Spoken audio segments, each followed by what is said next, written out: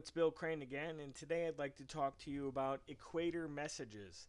In particular, exactly how to handle the messages in Equator to make sure that the system does not get bogged down, and that so all of us who are collaboratively working together on the Equator system don't get confused, and we know that certain things are done or certain things that need attention.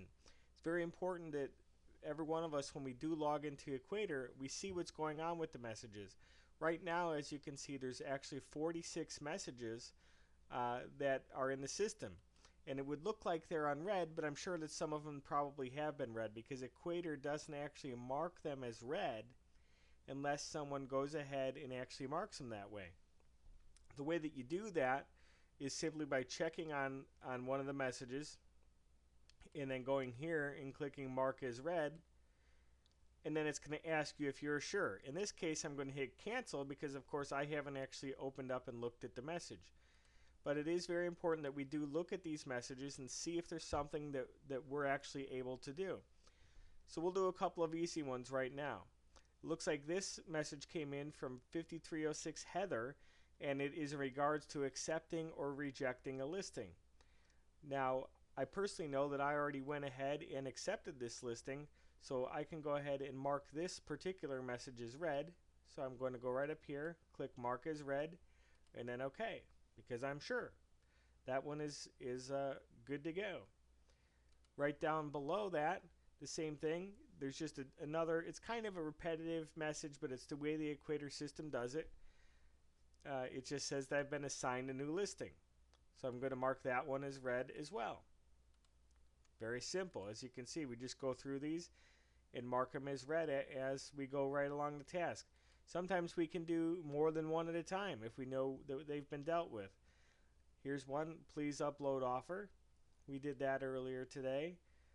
This one, Rhett, our asset manager, was asking us about an owner-occupant on offer number 6. Here's one where he's asking us to upload another offer.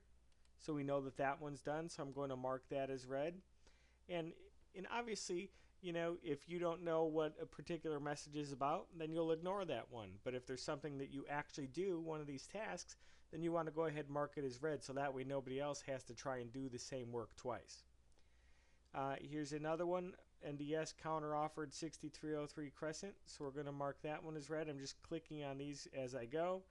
7 Edison was countered. This next message, he's wanting page 2 to be updated. This one, he's just telling me a certain kind of signature is not allowed. We corrected that kind of problem. Another counter offer message. And then, okay, so let's go back up to the top and we'll mark these few messages as read. So we clear them out of the system.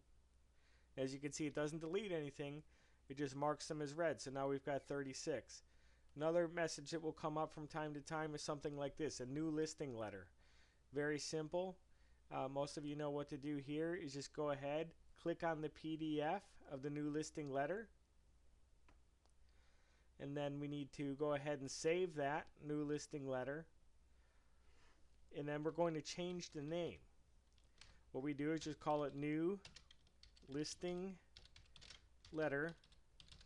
And then whatever the date happens to be that it came in this case is 3/28.11, and then PDF.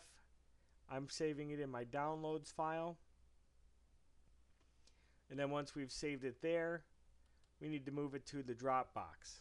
And we'll cover the Dropbox in another training video.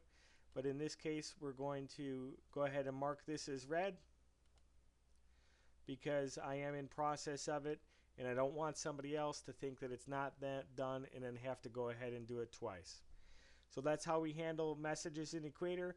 Messages are kind of like tasks. We need to clear them off as we go, and it really helps keep track of some things. If you have any questions, feel free to watch this video over and over. Thank you and have a great day.